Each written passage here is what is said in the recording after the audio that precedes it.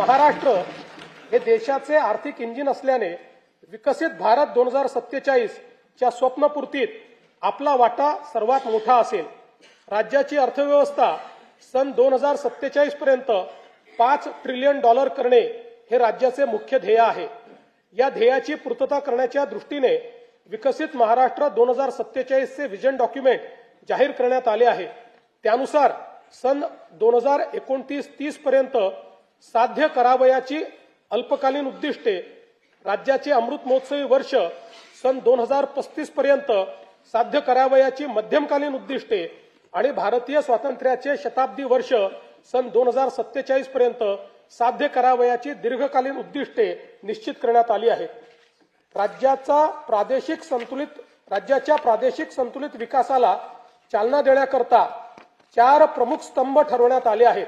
एक प्रगतिशील, दुसरं शाश्वत, तिसरं सर्वसमावेशक आणि चौथं सुशासन।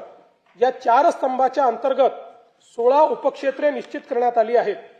सन 2047 साली विकसित महाराष्ट्राची इमारत उभी करण्याकरिता इथून पुढे येणाऱ्या सर्व अर्थसंकल्पात विकसित महाराष्ट्राच्या संकल्पाचे प्रतिबिंब दिसणार आहे। या संकल्पाची दिशा कशी असेल हे या वर्षीच्या अर्थसंकल्पात मी स्पष्ट करणार आहे। जब इरादा बना लिया है ऊंची उड़ान का, भास्कर राव, जब इरादा बना लिया है ऊंची उड़ान का, फिर देखना फिजूल है कद आसमान का।